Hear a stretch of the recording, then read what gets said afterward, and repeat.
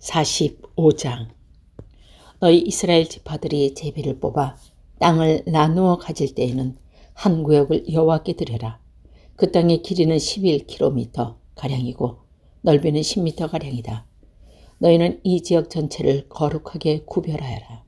그 가운데서 길이가 250m, 넓이도 250m 되는 정사각형 땅을 성전에 들여설 자리이며 그 둘레의 사방으로 넓이가 25m 되는 땅을 그대로 남겨두어라. 이 거룩한 구역 가운데서 길이가 11km, 넓이가 5km 되는 땅을 따로 재어서 가장 거룩한 곳인 성소에 들어설 자리로 남겨두어라. 이 땅의 거룩한 구역은 성소에서 일을 하며 여호와를 섬기는 제사장들의 몫이다. 그것은 제사장들이 살 집과 성소를 지을 곳이다. 또 길이가 11km, 넓이가 5km 되는 땅을 떼어 성전에서 섬기는 레위 사람에게 주어 마을을 이루게 살게 하여라. 또 거룩한 구역 옆에 길이가 11km, 넓이가 2.5km 되는 지역을 땅에 딸린 땅으로 정하여 이스라엘 백성의 몫으로 삼아라. 이 거룩한 구역과 성의 양옆 땅은 왕의 몫이다. 왕의 몫은 거룩한 구역의 서쪽으로는 지중해까지 미치며 동쪽으로는 동쪽 국경까지 이르는 지역이고 그 길이는 각 지파와 차지할 땅의 길이와 같다. 이 땅을 이스라엘 안에서 왕이 차지하게 되면 왕들은 내 백성을 고립해서는 안 된다. 그리고 왕들은 이스라엘 백성들이 각 지파들에게 나누어진 대로 땅을 소유하게 하여라. 너희 이스라엘 지파들아, 너희가 너무나 지나쳤다. 다시는 백성을 괴롭히거나 해치지 말고 정의롭게 옳게 행동하여라. 내 백성의 재산을 빼앗지 마라. 나 주 여호와의 말이다. 너희는 정확한 저울과 공평한 에바와 공평한 바트를 사용하여라. 마른 것을 재는 에바와 액체를 재는 바트는 그 용량이 같아야 한다. 1호멜은 10에바이며 10바트이다. 호멜은 양쪽에 포준이 되어야 한다. 1세겔은 20세가라고 1만에는 60세겔이다. 너희가 바쳐야 할 예물은 다음과 같다. 밀은 1호멜 수확의 6분의 1에바를 바치고 보리도 1호멜 수확의 6분의 1에바를 바쳐라. 기름은 1고루 수확의 10분의 1바트를 바쳐라. 10바트는 1호멜이며 1고루이다. 또 이스라엘의 푸른 초장에서 자라나는 양떼 200마리 가운데서 한 마리를 잡아라. 이런 것들은 백성의 죄를 씻기 위해 드리는 곡식제물과 태워드리는 제물인 번제물과 화목제물을 바칠 때에 사용하는 될 것이다. 나 주 여호와의 말이다. 이 땅의 모든 백성은 이 예물을 이스라엘 왕에게 주어라. 왕은 절기와 초하루 축제일과 안식일과 이스라엘 모든 절기에 태워드리는 제물인 번제물과 곡식제물과 부어드리는 전제물을 바쳐라. 왕은 또 이스라엘의 죄를 씻기 위해 드리는 속죄제물과 곡식제물과 화목제물을 바쳐야 한다. 첫째 달 초하루에는 흠없는 숫송아지 한 마리를 잡아서 성소를 깨끗하게 하는 데 사용하여라. 제사장은 속죄제물의 피를 가지고 성전 문설주와 제단 아래층에 네 모서리와 안뜰문의 문설주에 발라라. 그달 7일에도 우연히 죄가 지었거나 모르고 죄를 지은 사람을 위해서 그렇게 하여라. 너는 이러한 방식으로 성전을 위해서 죄를 깨끗이 하여라. 첫째 달 14일에 유월절을 지켜라. 이때에는 7일 동안 누룩 없는 빵을 먹어라. 그날의 왕은 자기와 이 땅 모든 백성을 위해 송아리 한 마리를 바쳐 죄를 씻는 속죄 제물로 삼아라. 절기 기간인 7일 동안 왕은 매일 없는 숫송아지 7마리와 순양 7마리를 여호와께 태워드리는 제물인 번제물로 바쳐라. 그리고 매일 순염소 한 마리를 죄를 씻는 제물인 속죄 제물로 바쳐라. 또 왕은 숫송아지 한 마리의 곡식 제물인 에바, 순양 한 마리도 곡식 제물인 에바를 바쳐라. 그리고 곡식 제물인 에바마다 올리브 기름 1천을 바쳐라. 17째 되는 달 15일부터는 장마철을 지켜라. 이 절기에도 왕은 똑같이 7일 동안 속죄 제물과 번제물과 곡식 제물과 올리브 기름을 바쳐야 한다.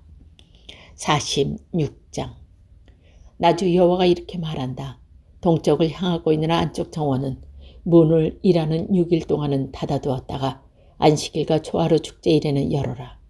왕은 바깥 통로를 지나 현관을 들어와서 문기둥 곁에 서 있고 제사장은 왕을 대신하여 태워 드리는 제물인 번제물과 화목제물을 바쳐라. 왕은 그동안 문 입구에서 경배한 후에 밖으로 나갈 것이며 문은 저녁까지 닫지 마라. 이 땅 백성도 안식일과 초하루 축제일에 문 입구에 서서 여호와 앞에 경배하라. 안식일에 왕이 여호와께 바쳐야 할 번제물은 힘없는 어린 양 6마리와 흠없는 순양 1마리이다. 순양 1마리와 함께 드리는 곡식 제물 양은 1에바이다. 하지만 어린 양들과 함께 드리는 곡식 제물은 그가 원하는 만큼 바칠 수 있다. 그리고 이 경우 곡식 1에바를 바칠 때마다 올리브 기름 1흰도 함께 바쳐라. 초하루 축제일에는 모두 흠없는 순정아지 1마리와 흠없는 어린 양 6마리와 흠없는 순양 1마리를 바쳐라. 숫송아지 1마리와 함께 드리는 곡식 제물의 양은 1에바이다. 순양 1마리의 경우도 마찬가지이다. 하지만 어린 양을 드릴 경우 곡식 제물의 양은 그가 원하는 만큼 바칠 수 있다. 그리고 이 경우 곡식 1에바를 바칠 때마다 올리브 기름 1흰도 함께 바쳐라. 왕은 성전에 들어올 때 혈관으로 들어오고 나갈 때는 그곳으로 나가거라. 이 땅 백성이 절기를 맞아 여호와 앞에 나올 때 북쪽 문으로 들어온 사람은 남쪽 문으로 나가고 남쪽 문으로 들어온 사람 북쪽 문으로 나가거라. 누구든지 같은 문으로 들어와서 같은 문으로 나가면 안 되고 반드시 들어온 문과 반대되는 쪽으로 나가야 한다. 왕은 백성들과 함께 들어왔다가 그들과 함께 나가거라. 절기들과 특별한 날들에는 밀가루와 에바의 곡식을 바치되 송아지 1마리와 함께 바쳐라. 그리고 순양 1마리도 밀가루 1에바를 곁들여 바쳐라. 하지만 어린 양을 드릴 때는 드리고 싶은 만큼 곡식 제물을 바칠 수 있다. 곡식 1에바를 바칠 때마다 올리브 기름 흰도 함께 바쳐라. 왕이 여호와께 번제물과 화목제물을 바치고자 할 때는 왕을 위에 동쪽 문을 열어놓아야 한다. 왕은 안식일에 하듯이 번제물과 화목제물을 바치고 나갈 것이며 왕이 나가면 문을 닫아야 한다. 너는 매일 아침마다 1년 된 흠없는 어린 양을 여호와께 태워드리는 번제물로 바쳐라. 또 아침마다 곡식 제물과 함께 어린 양을 바쳐라. 어린 양을 바칠 때에는 밀가루 6분의 1 에바와 기름 3분의 1 흰을 함께 바쳐라. 이것이 여호와께 바칠 곡식 제물이며 지금부터 영원히 지켜야 할 규례이다. 그러므로 제사장은 언제나 이와 같이 어린 양과 곡식 제물과 올리브 기름을 번제물로 바쳐라. 왕이 자기 아들에게 땅을 선물로 주면 그 땅은 그 아들의 자손이 될 것이요 그들 가족이 재산이 될 것이다. 그러나 왕이 자기 종에게 땅을 선물로 주면 그 땅은 자유의 해까지만 그의 종의 것이 되고 그 뒤에는 다시 왕의 것이 된다. 왕의 땅은 오직 왕의 아들에게만 주어진다. 왕은 백성의 땅을 빼앗고 그들을 쫓아내서는 안 된다. 왕이 자기 아들에게 땅을 줄 때는 자기 백성에게만 주어라. 그리하여 내 백성이 자기 땅에서 쫓겨나는 일이 없어야 한다. 그때 그 사람이 나를 데리고 문 곁에 있는 통로를 지나 제사장들이 사용하는 거룩한 방으로 들어갔는데 그 방은 북쪽을 향해 있었다. 그곳에서 그는 내게 서쪽 끝에 있는 한 곳을 보여주었다. 그 사람이 내게 말했다. 이곳은 제사장이 허물을 씻는 제물인 속건 제물과 죄를 씻는 제물인 속죄의 제물을 삼고 곡식 제물을 굽는 곳이다. 이곳에서 삶으면 제사장이 그 제물들을 바깥 뜰로 가져나갈 필요가 없어지고 따라서 백성은 다치지 않게 된다. 그런 후에 그 사람은 나를 데리고 바깥 뜰로 나가서 뜰 4모퉁이를 돌았다. 뜰 모퉁이마다 작은 뜰이 있었다. 뜰 4모퉁이에는 작은 뜰이 있었는데 그 뜰의 길이는 20m요. 넓이는 15m였다. 모퉁이에 있는 네 뜰의 크기가 모두 같았다. 작은 네 뜰은 빙 둘러 돌담이 있었고 돌담 안에는 불을 지푸는 부엌이 있었다. 그 사람이 내게 말했다. 이것은 부엌이다. 성전 제사장들이 백성의 제물을 여기에 삼는다. 47장. 그 사람이 나를 데리고 성전 출입문으로 갔다. 내가 보니 성전 문지방 아래로부터 물이 나와 성전 동쪽을 향해 흐르다가 성전 남쪽 끝, 곧 제단 남쪽으로 흘러내리고 있었다. 그 사람이 나를 데리고 북쪽 문을 지나 동쪽 문 바깥으로 갔다. 내가 보니 그 물이 남쪽으로부터 흘러내리고 있었다. 그 사람이 손에 줄자를 가지고 동쪽으로 가서 500m쯤 된 뒤에 나를 이끌어 발목까지 차오르는 그물을 건너내게 했다. 그 사람이 또 500m쯤 되는 거리를 잰 뒤에 나를 이끌어 물을 건너게 했는데 물이 무릎까지 차올랐다. 다시 그가 또 500m쯤 되는 거리를 잰 뒤에 나를 이끌어 물을 건너게 했는데 이번에는 허리까지 물에 차올랐다. 다시 그가 500m쯤 되는 거리를 쟀는데 이번에는 그물을 걸어서는 건널 수 없고 헤엄을 쳐야만 건넬 수 있는 강이 되었다. 그 사람이 내게 물었다. 사람아, 이것이 보이느냐? 그런 뒤에 그 사람이 나를 데리고 강 언덕으로 다시 올라갔다. 그곳을 도착하니 강 양쪽에 나무가 무척 많이 있었다. 그 사람이 내게 말했다. 이 물이 동쪽 지역으로 흘러서 아라바로 내려갔다가 사해로 흘러 들어가면서 사해 물은 맑은 물이 될 것이다. 그 강이 흐르는 곳마다 온갖 생물들이 살게 될 것이다. 사해 주변의 물고기들이 살게 될 것이니 이는 이 물이 흘러가는 곳마다 짠물이 변하여 민물이 되기 때문이다. 이 물이 흐르는 곳마다 생물이 번성할 것이다.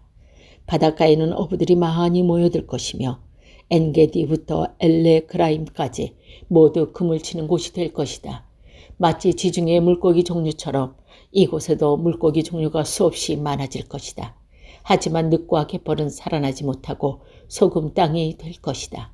그 강 언덕 양편에는 온갖 종류의 과일나무가 자랄 것이며 그 잎사귀가 시들지도 않고 열매가 떨어지지도 않을 것이다. 물이 성소에서부터 흘러나와 과일나무를 적시기 때문에 나무들이 달마다 열매를 맺을 것이다. 나무 열매는 식량으로 쓰고 나무 잎사귀는 약으로 쓸 것이다. 주 여호와께 말씀하셨다.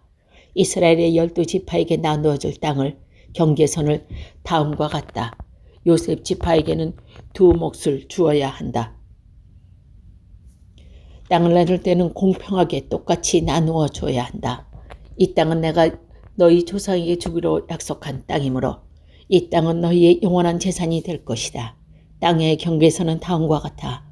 북쪽 경계선은 지중해로부터 헤르론 따라 하맛 어귀를 지나 스닷을 거쳐 다마스커스와 하맛 지역 사이에 있는 부로다.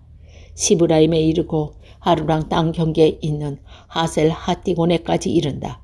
이렇게 북제 경계선은 지중해에서부터 하살 에논까지 이르는데 이 경계선은 하맛과 다마스커스 사이에 있다. 동쪽 경계선은 하우란과 다마스커스 사이에서 시작하여 길르앗과 이스라엘 땅 사이의 요단강을 지나 사해 옆에 다말까지 이른다. 이것이 동쪽 경계의 선이다. 남쪽 경계선은 다말에서 시작하여 부르봇 가데스의 샘을 지나 이집트를 시내를 거쳐 지중해에 이른다. 이것이 남쪽 경계의 선이다. 서쪽 경계선은 지중해가 경계선인 하맛 어기 건너편까지이다. 이것이 서쪽 경계의 선이다. 그러므로 너희는 이 땅을 이스라엘 지파로 나누어라. 너희가 이 땅을 나누어 재산으로 삼되 너희뿐 아니라 너희와 함께 사는 외국인들과 그들의 자녀들에게도 그 땅을 나누어 재산을 삼게 하여라. 너희는 그 외국인들을 이스라엘에서 태어난 사람과 똑같이 여겨 이스라엘 지파들과 함께 땅을 나누어야 한다. 외국인이 어느 지파와 함께 살든지 상관없이 그들의 땅을 나누어 줘야 한다. 나 주 여호와의 말이다. 48장 지파들의 이름은 다음과 같다. 단의 목숨 북쪽 경계선을 시작하여 헤들론 길을 따라 하맛 어기를 지나 다마스커스 북쪽 경계에 있는 하살 에논까지 곧 하맛의 경계까지 이르는 동쪽으로부터 서쪽까지 이르는 땅이다. 아셀의 목숨 단지파를 경계선으로 해서 동쪽에서 서쪽까지 납달리의 목은 아셀 지파를 경계선으로 해서 동쪽에서 서쪽까지이다. 므낫세 목은 납달리 지파를 경계선으로 해서 동쪽에서 서쪽까지이다. 에브라임 목은 므낫세 지파의 경계선으로 해서 동쪽에서 서쪽까지이다. 루벤 목은 에브라임 지파를 경계선으로 해서 동쪽에서 서쪽까지이다. 유다의 목은 루벤 지파를 경계선으로 해서 동쪽에서 서쪽까지이다. 너희는 유다 지파를 경계선으로 해서 동쪽에서 서쪽까지 묶을 거룩한 지역으로 지정하여 특별한 예물로 바쳐야 한다. 그 넓이는 12.5km이다. 동쪽에서 서쪽에 기르는 다른 지파들의 목과 똑같고 이 지역 한가운데 성전을 세워야 한다. 너희가 나 여호와께 바쳐야 할 특별한 땅은 길이가 12.5km이고 넓이가 5km이다. 이 땅은 제사장을 위해 마련한 거룩한 몫이 될 것이다. 북쪽으로는 길이가 12.5km, 서쪽으로는 넓이가 5km, 동쪽으로는 넓이가 5km, 남쪽으로는 길이가 12.5km이다. 그리고 그 한가운데 여호와의 성전이 있어야 할 것이다. 이 땅은 거룩하게 구별된 제사장들인 사독의 자손들을 위한 몫이다. 이스라엘 성이 나를 저버렸을 때 그들과 나를 위해 저버린 레위 사람들과는 달리 사독 자손들은 나를 저버리지 않았기 때문이다. 그러므로 이 땅 가운데 특별히 구별된 몫은 그들에게 특별한 선물로 가장 거룩한 몫이 될 것이며 레위 지파의 땅과 경계선을 맞댈 것이다. 제사장들의 땅 경계선을 따라 레위 사람에게도 땅을 주어야 할 것이다. 그 길이는 12.5km이고 넓이는 5km이다. 전체의 길이는 12.5km이고 전체의 넓이는 5km이다. 레위 사람은 이 땅을 팔아서도 안 되고 바꿔서도 안 된다. 이 땅은 가장 좋은 땅 때문이다. 다른 사람들에게 넘겨주어서도 안 된다. 이 땅은 여호와께서 거룩하게 구별된 땅이기 때문이다. 나머지 땅, 곧 넓이가 2.5km가량이요 길이가 12.5km인 땅은 이성의 일반적인 용도로 사용할 것이며 줄을 짓거나 목초지어 사용하게 될 것이다. 그리고 성은 땅 가운데 있어야 한다. 성의 크기는 다음과 같다. 북쪽의 길이는 2.25km가량, 남쪽의 거리는 2.25km가량, 동쪽의 길이는 2.25km가량, 서쪽의 길이도 2.25km가량이다. 목초지로 쓸 땅은 북쪽으로 12.5m가량, 남쪽으로는 125m가량, 동쪽으로도 125m가량, 서쪽으로도 125m가량이다. 거룩하게 구별된 땅과 붙어있는 나머지 땅은 동쪽으로 5km이고 서쪽으로는 5km이며 이 땅에서 생산되는 것은 성에서 일하는 사람들의 양식으로 주어져야 한다. 그리고 성에 사는 사람들로서 이 땅에 일구는 사람들은 이스라엘의 모든 지파로부터 온 사람들이어야 한다. 이 전체 지역은 사방이 12.5km 되는 정사각형이다. 너희는 성에 딸린 땅과 함께 거룩한 땅을 주님께 드리는 특별한 선물로 바쳐야 한다. 거룩하게 구별한 땅의 양옆에, 성에 딸린 땅의 양옆에는 나머지 땅을 왕의 몫이다. 그 땅은 거룩하게 구별한 땅, 동쪽 옆으로 동쪽 경계선까지이며 서쪽 옆으로는 지중해까지이다. 이 두 지역의 길이는 지파를 들이차지할 땅의 길이와 같다. 이 땅이 왕의 몫이다. 거룩한 땅과 성전 안의 성소가 그 땅의 한가운데 있어야 한다. 레위 사람의 땅과 성에 딸린 상은 왕의 몫으로 돌아갈 땅 중간에 자리 잡게 된다. 왕에게 속한 땅은 유다의 경계선이나 베냐민의 경계선 사이에 있게 될 것이다. 나머지 지파들이 받은 땅은 다음과 같다. 베냐민의 몫은 동쪽으로부터 서쪽으로 지중해까지이다. 시몬의 몫은 베냐민 지파를 경계선으로 해서 동쪽에서 서쪽까지이다. 이사갈 몫은 시몬 지파를 경계선으로 해서 동쪽에서 서쪽까지이다. 스불론의 몫은 이사갈 지파를 경계선으로 해서 동쪽에서 서쪽까지이다. 갓의 몫은 스불론 지파를 경계선으로 해서 동쪽에서 서쪽까지이다. 갓의 남쪽 경계선은 동쪽으로 사해 부근의 다만에서부터 무리바 가데스 생까지 이르고 또 거기에서부터 이집트 시내들을 따라 지중해까지이다. 이것이 너희가 제비를 뽑아 이스라엘 지파 사이에 나누어야 할 땅이다. 이 땅들이 그 지파들의 몫이다. 나주 여호와의 말이다. 성의 문은 다음과 같다. 북쪽 성벽 길이는 2.5km 가량이다. 북쪽의 문은 모두 3개가 있는데 그의 이름은 루벤 문, 유다의 문, 레위 문이다. 성문의 이름은 이스라엘 지파의 이름에서 따온 것이다. 동쪽 성벽의 길이가 2.5km 가량이다. 동쪽의 문은 모두 3개가 있는데 그 이름은 요셉 문, 베냐민 문, 단 문이다. 남쪽 성벽의 길이는 2.5km 가량이다. 남쪽의 문은 모두 3개가 있는데 그 이름은 시므온 문, 이사갈 문, 스불론 문이다. 서쪽 성벽의 길이도 2.5km 가량이다. 서쪽의 문도 모두 3개가 있는데 이 문은 간 문, 아살의 문, 납달리 문이다. 이렇게 성에 둘레는 9km 가량이다. 그때부터 그 성의 이름은 여호와께서 거기에 계시다라는 뜻의 여호와의 산마가 될 것이다.